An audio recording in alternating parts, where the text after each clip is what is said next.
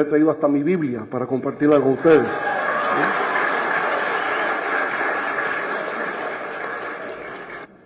¿Cómo empieza la historia de Moisés? La historia de Moisés empieza ante el hecho de que en Egipto hacía ya años, hacía siglos, que vivía el pueblo hebreo, el pueblo de Israel. Y bueno, en Egipto, ellos, los hebreos, estaban en condición de esclavos, estaban en cautiverio, sometidos a la opresión del rey de Egipto que se llamaba Faraón. Eran conocidos como faraones. Y al cabo del tiempo, los faraones se preocuparon de que la población hebrea iba creciendo, de que cada vez más el número de hebreos en Egipto se multiplicaba. Había una explosión demográfica, diríamos en el lenguaje moderno. La población crecía constantemente y los egipcios se preocuparon de que si esa población seguía creciendo, los hebreos se iban a aliar a enemigos de Egipto e iban a derrotar al pueblo egipcio. Y por tanto el faraón dio una orden: no podemos permitir que ese pueblo siga creciendo en términos poblacionales, y la orden era entonces matar a todo varón que naciera. Y esa era la orden del faraón. Bueno, pues sobre esa base nació un niño, y ese niño de origen hebreo iba a ser muerto por el faraón. Y entonces sus padres decidieron ponerlo en una canastilla y colocarlo en el río Nilo, a ver qué pasaba. Y allí estaba cuando una joven ve esa canastilla, se acerca, lo recoge y descubre que es un niño. Cerca de esa joven que ve la canastilla y descubre que es un niño, está la hermana de ese niño que está en la canastilla. Y se le acerca a la joven y le dice: es un niño que está ahí, ¿verdad? La joven lo toma. La joven es la hija del faraón. Es la hija del faraón. Y la hermana, que se llama María, le dice: mire, si usted quiere le buscaremos a una señora que puede cuidar a ese niño, que se lo cuide hasta que crezca. La hija del faraón no sabe que a quien ella le está refiriendo es a la propia madre del niño, a quien le van a poner de nombre Moisés, que significa el salvado de las aguas.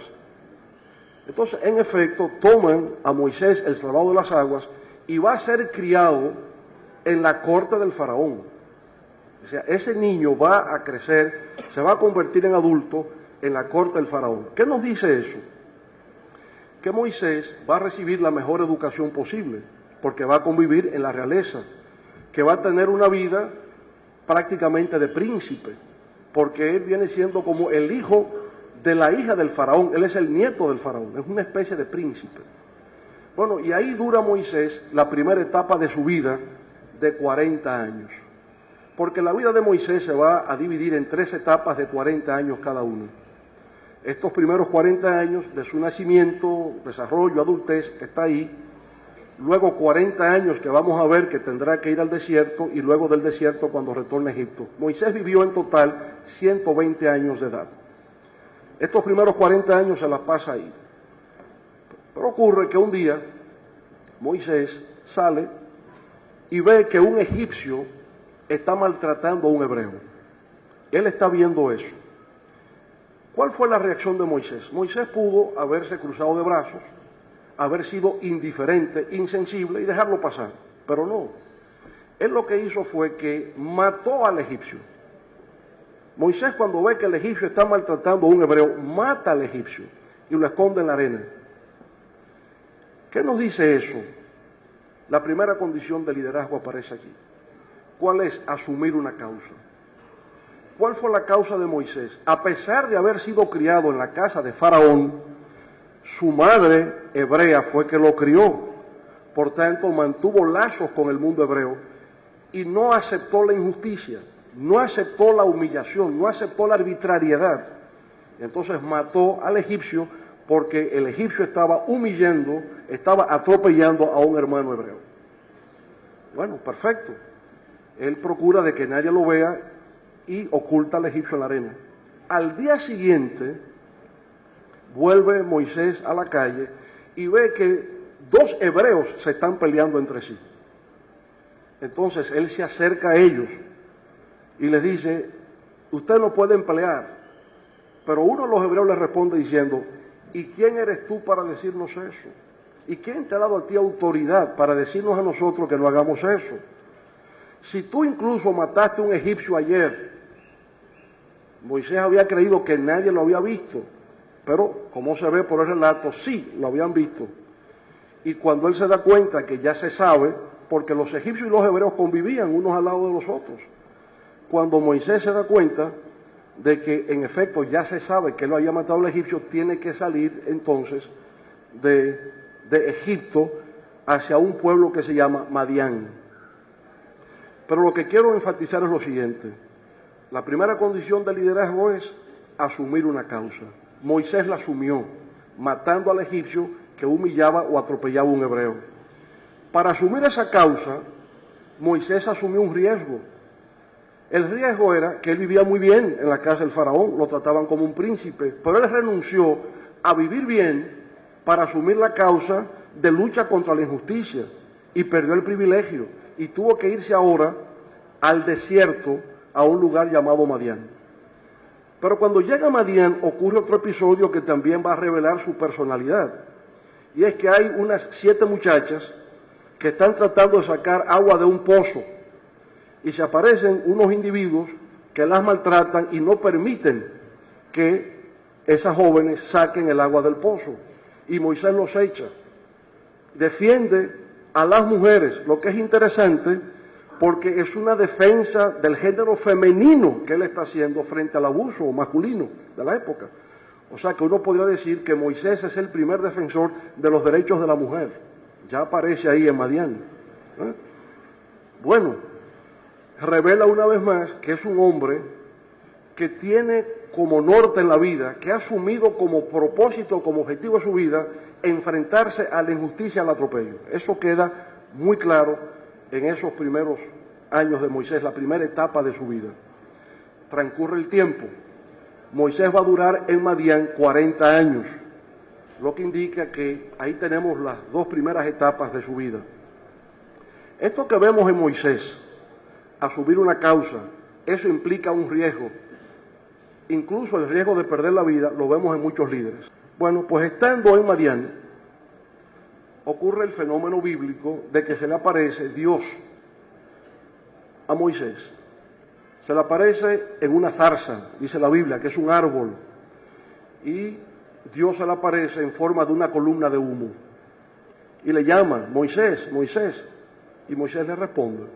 Y él se le presenta, es el único personaje hasta ese momento a quien Dios se le revela.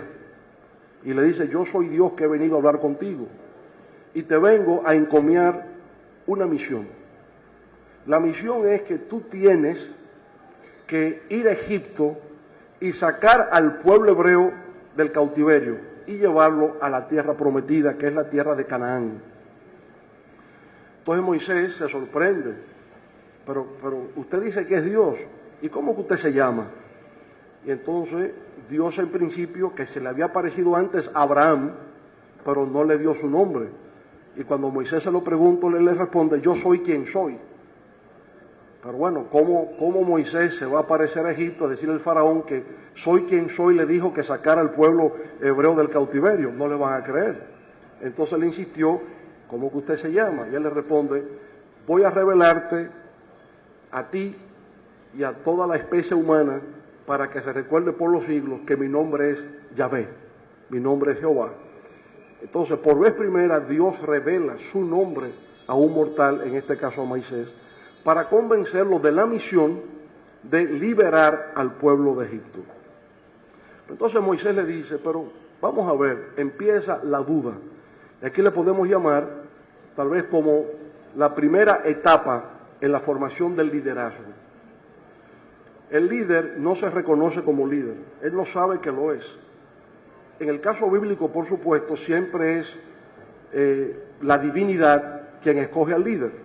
Pero hagamos abstracción de la divinidad.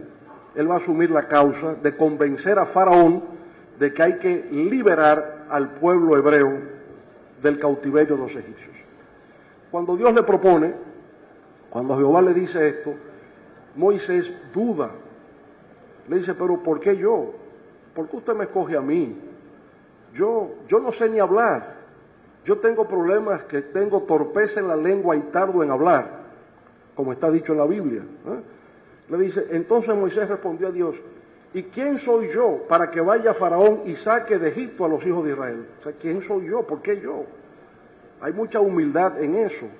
Pero además le dice, y dijo Moisés, he aquí que llego yo a los hijos de Israel y les digo, el Dios de vuestros padres me ha enviado. Si ellos me preguntan, ¿y cuál es su nombre? ¿Qué les responderé? O sea, Moisés se está colocando en un sentido muy práctico. Usted me está mandando, ahora yo llego donde ellos y les digo, mire, me han mandado aquí, voy a quedar de ridículo. Pero en el fondo es como una duda. Al propio Dios se le está expresando, mire, yo no soy la figura para hacer eso. La tercera duda, entonces Moisés respondió diciendo, he aquí que ellos no me creerán, ni oirán mi voz, porque dirán, ¿no te ha aparecido Jehová? Pues quieren saber cómo es que Jehová se ha aparecido y le ha dado esa encomienda. Y finalmente, entonces dijo Moisés a Jehová, ay Señor, nunca he sido hombre de fácil palabra, ni antes, ni desde que tú habías a tu siervo, ni desde que tú hablas a tu siervo, porque soy tardo en el habla y torpe de lengua. O sea, parece que Moisés era tartamudo, no podía articular bien. Entonces, fíjense esto, primero, porque yo. Segundo, cuando yo vaya, ¿cómo me presento?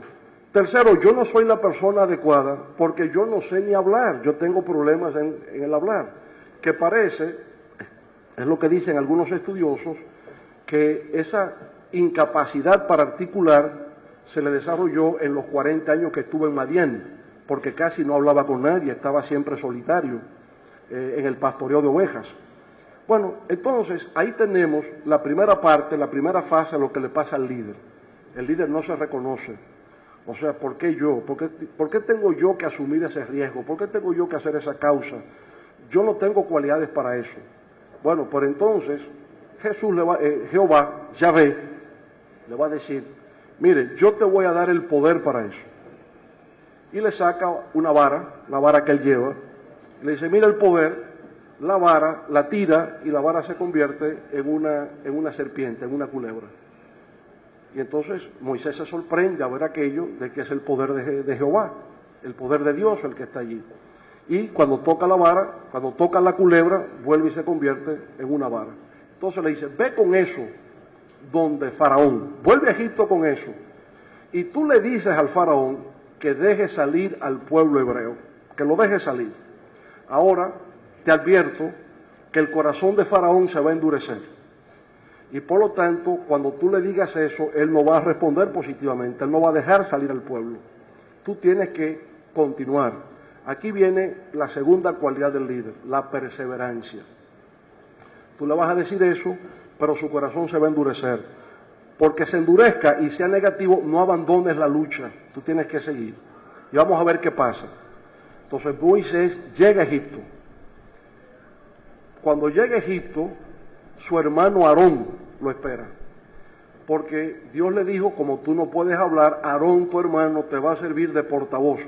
O sea, Moisés va a tener un relacionador público, que es Aarón, que le va a servir de portavoz ante Faraón. Pero tampoco Moisés y su hermano Aarón pueden presentarse ellos directamente ante Faraón, porque atento a qué. Tienen que reunirse con el grupo de poder de los hebreos, que es el Consejo de Ancianos.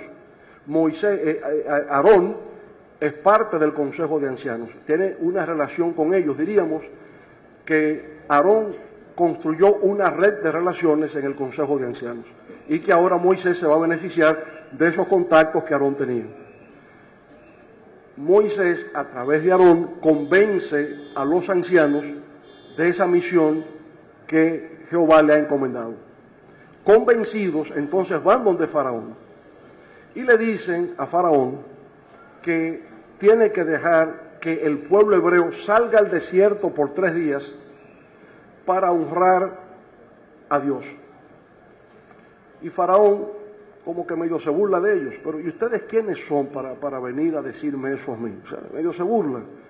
Pero no solamente se burla, sino que cuando se lanza la vara, que ya habían practicado en Madián, lanza la vara delante del faraón que se convierte en culebra, el faraón se ríe porque manda a buscar unos magos, ¿verdad? Y los magos también tiran varas y se convierten en culebras. Dice, pero esto es como un truco, esto es un truco que tú me estás haciendo aquí, y no creen. Pero entonces ocurre algo extraño, y es que la culebra de Moisés se traga las culebras de los magos. Y entonces, bueno, ya no es que los magos convierten culebras en varas, sino que la vara de Moisés, convertida en culebra, se traga las otras culebras, hay algo superior. Y eso los deja como medio inquietos, ¿cómo es esto? Pero, ¿qué ocurre? Que el faraón no permite la salida de los hebreos al desierto para honrar a Dios, sino que lo que hace es que endurece la explotación de los hebreos. Ellos construían ladrillos, le buscaban las pajas a los ladrillos, ahora los hebreos tenían que buscar las pajas para hacer también los ladrillos y les exigían que en el mismo tiempo estuviese la obra.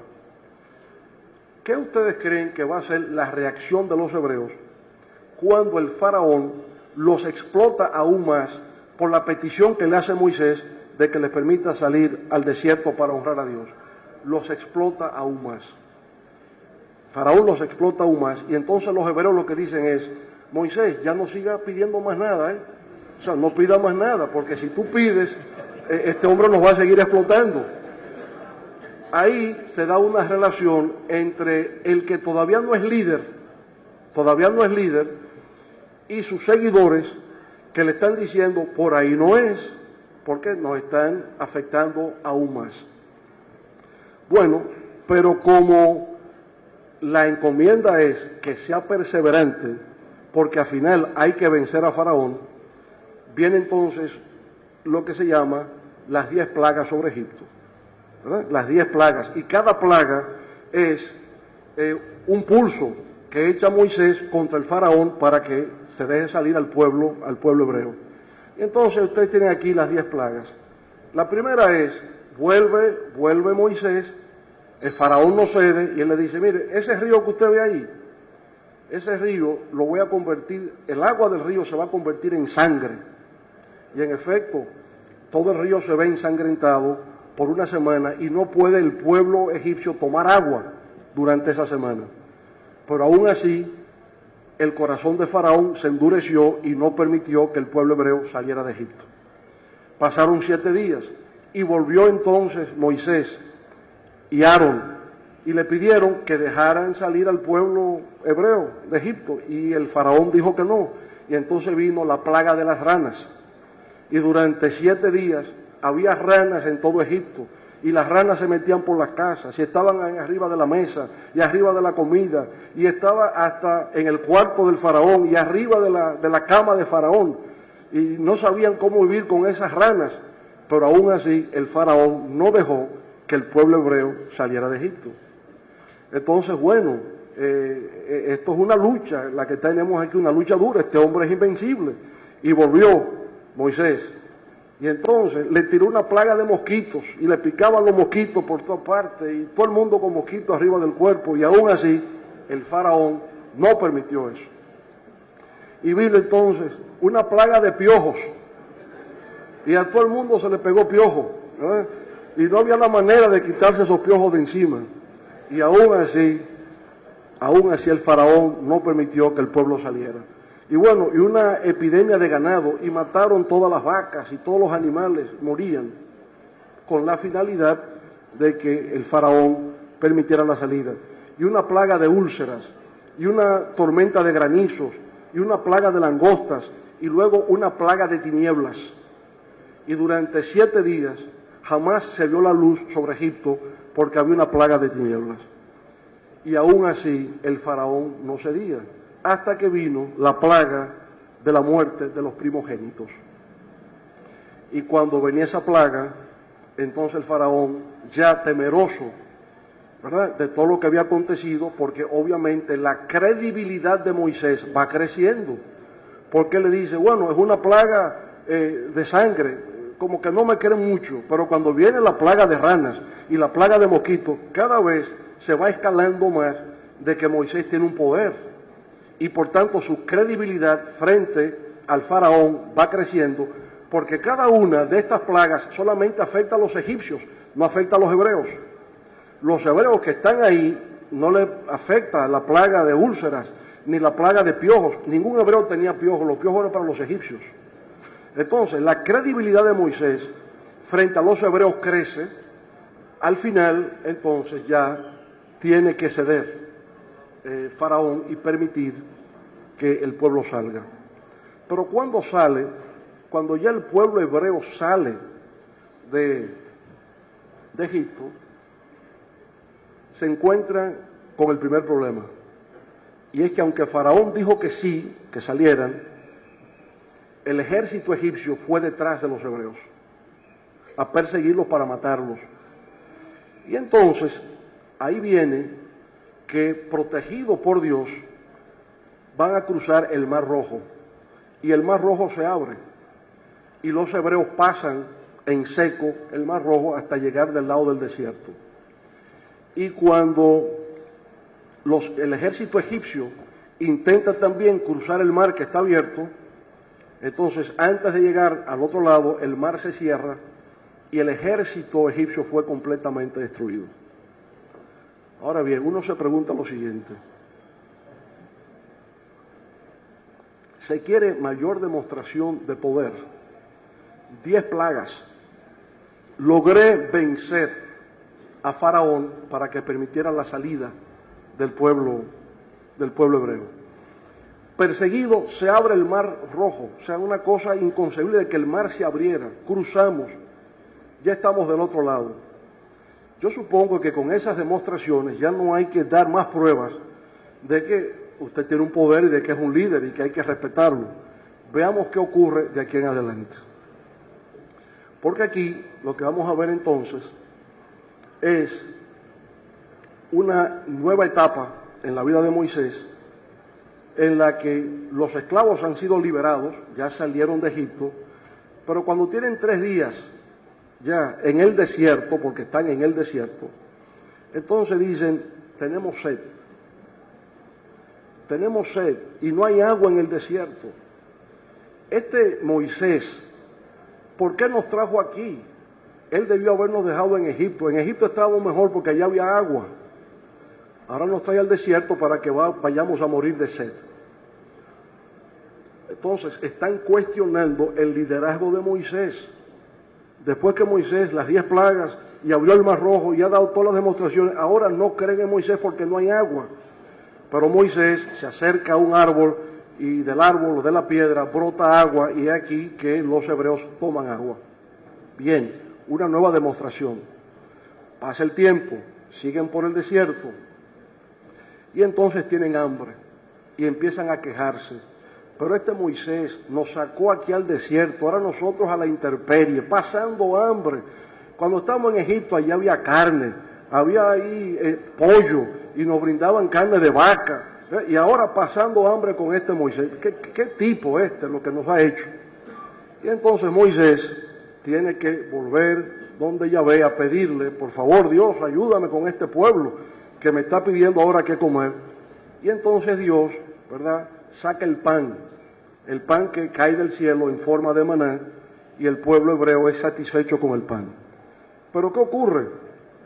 Que pasan unas cuantas semanas y entonces la gente dice, pero aquí nada más dan pan.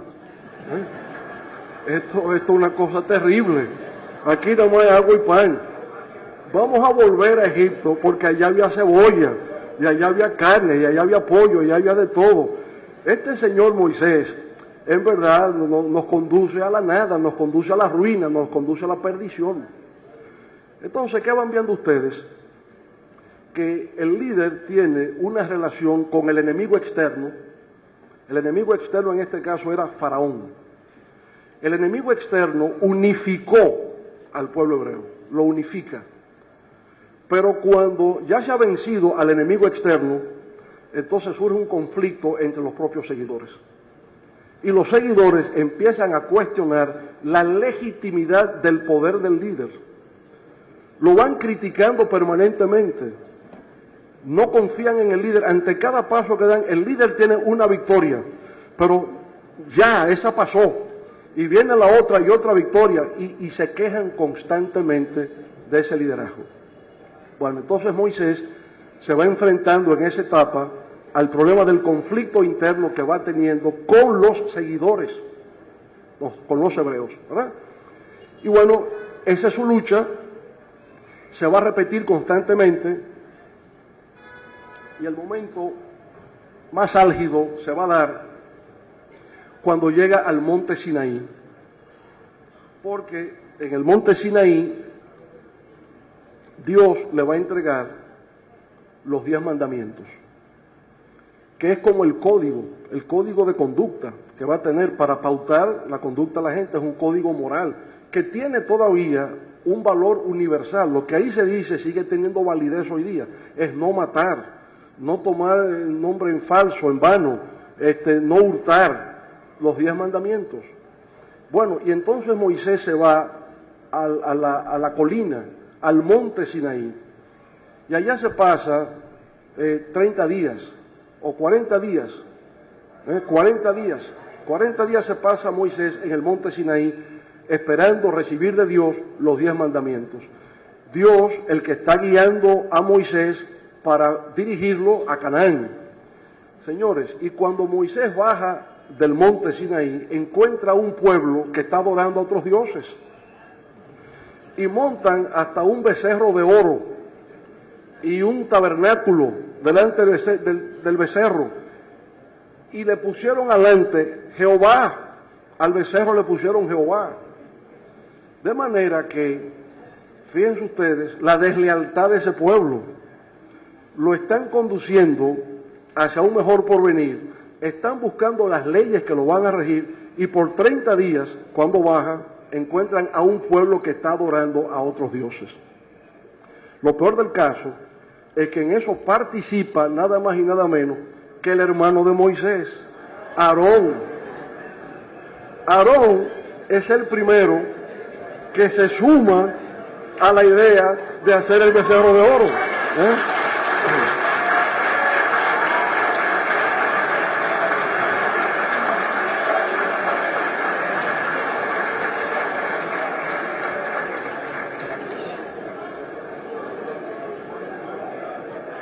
Por lo cual, ante todo esto, ante esto que ya parece el colmo, Dios se irrita, Jehová se irrita y quiere incluso destruir al pueblo hebreo. Es el momento de mayor enojo que Dios jamás va a sentir. Y dice que va a destruir al pueblo de Israel, que no merece su misericordia. Entonces Moisés intercede. No sé si tenemos las palabras de Moisés acá, donde él intercede. Entonces, oigan esto, frente a eso, ahora, pues déjame que se encienda mi ira en ellos, la ira de Dios. Deja que se encienda mi ira en ellos y los consuma. Y de ti, de Moisés, haré una nación grande. Entonces Moisés oró en presencia de Jehová y dijo: oh Jehová, ¿por qué se encenderá tu furor contra tu pueblo que tú sacaste de la tierra de Egipto? Vuélvete del ardor de tu ira y arrepiéntete de este mal contra tu pueblo. Y dijo Jehová a Moisés: ¿hasta cuándo me ha de irritar este pueblo? ¿Hasta cuándo no me creerán? Si he hecho todo y aún no me creen.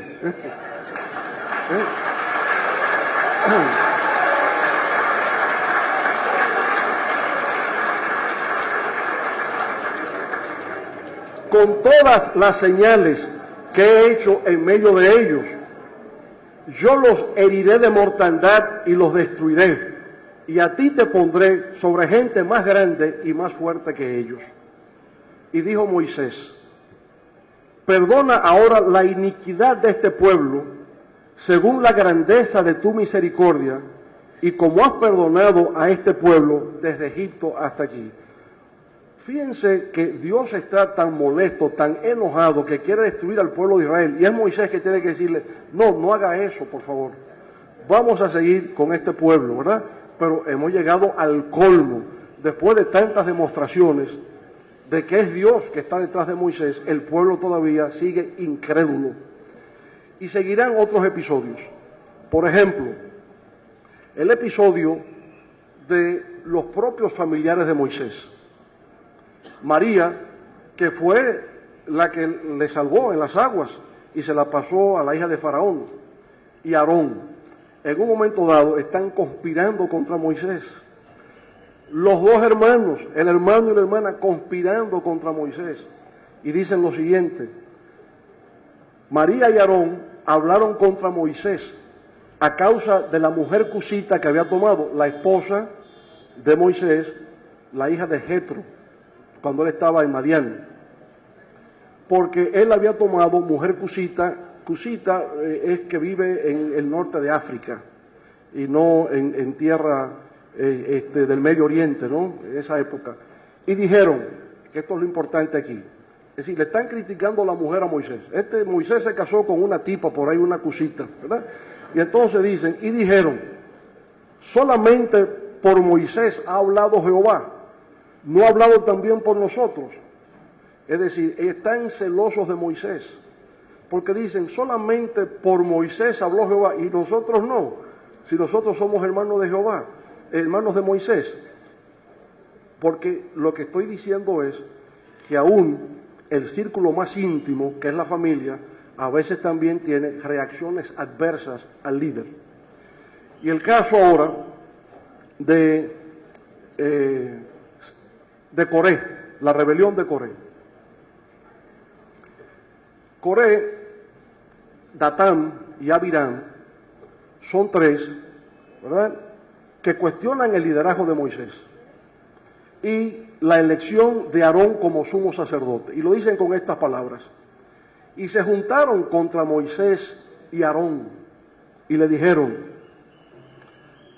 basta ya de vosotros. O sea, ya usted tiene mucho tiempo dirigiendo esto, ya, quítate tú para ponerme yo. Es lo que le están diciendo, ¿no?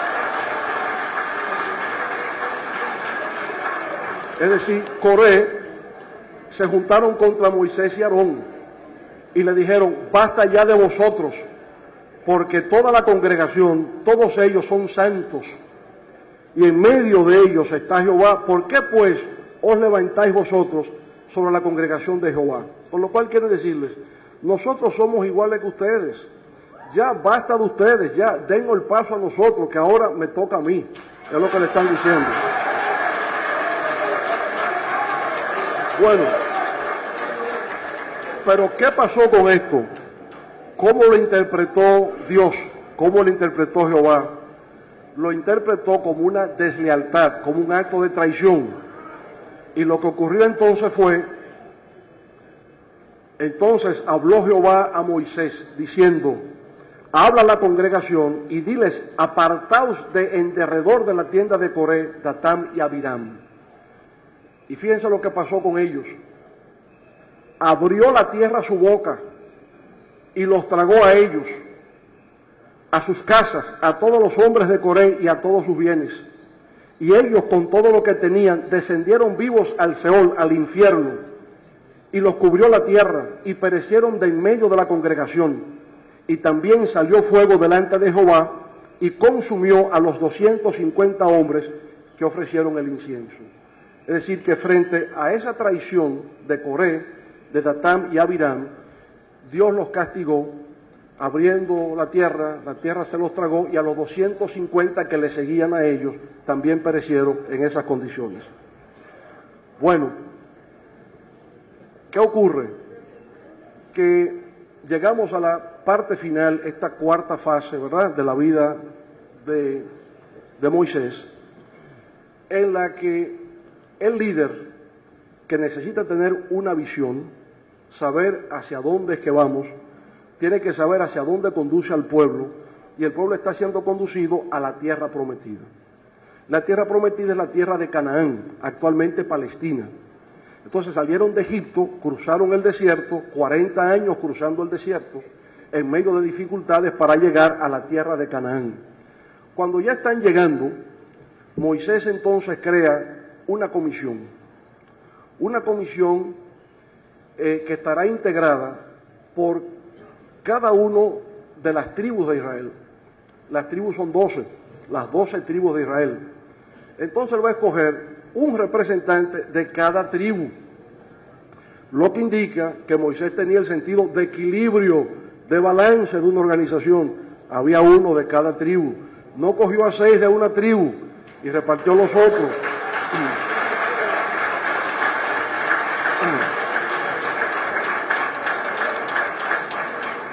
El sentido de representación y equilibrio. Escoge uno de cada tribu. ¿Con qué finalidad?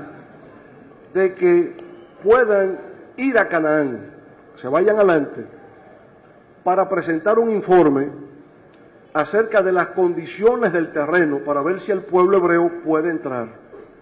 Estos 12 van, recorren todo Canaán y vuelven con un informe.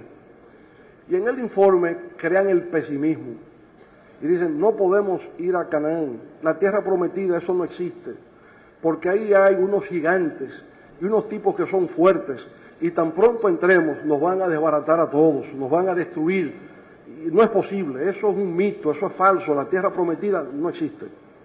Y ya están al borde de llegar, solamente 2 se oponen a eso, Caleb y Josué. Dice, eso no es verdad lo que ellos están diciendo, eso no es cierto que sea así, pero la gente en ese momento son 10 contra 2, no escuchan. Y una vez más la gente está lanzando murmuraciones contra Moisés, destruyendo el liderazgo de Moisés. Y dicen, ahora tenemos que devolvernos para Egipto, hemos perdido 40 años, tenemos que devolvernos a Egipto. La tierra prometida, eso no existe, pero con una condición, volvemos a Egipto pero sin Moisés, hay que sustituir a Moisés por otro capitán, ¿no? Hay que sustituir a Moisés, no puede ser con él. Moisés nos ha traicionado, nos prometió la tierra prometida y eso no existe. Queremos a otro que nos dirija. Bueno, pero en eso, una vez más, Dios se enoja y hace ver que no es como dicen los 10 que dieron el informe falso, sino como decían los 2 que dieron el informe de que hay esos hombres grandes, pero con la protección de Dios se les va a vencer y ellos entrarán en razón de que el pueblo hebreo habitará en tierra de Canaán. Bueno, finalmente, entonces Dios reacciona frente a los 10 informantes pesimistas y los destruye también. Y solamente queda Caleb y Josué. ¿Y qué va a pasar con Josué? Josué, que había acompañado a Moisés durante los 40 años en la travesía del desierto, lo acompañó al monte Sinaí. No se adhirió a los que construyeron el becerro de oro. Adoró siempre la figura de Jehová. Siempre estuvo al lado de Moisés en las guerras, en los malos momentos, y nunca dudó del liderazgo de Moisés y de que Dios protegía a Moisés. Entonces, ¿qué pasó? Que Moisés muere sin llegar a la tierra prometida. Moisés no pudo llegar a la tierra prometida. Y entonces Dios dice que el sucesor de Moisés es Josué. ¿Pero por qué Josué? Porque Josué fue fiel, porque Josué fue un buen discípulo. Y aquí la idea es que para ser un buen líder, primero se requiere ser un buen y fiel discípulo.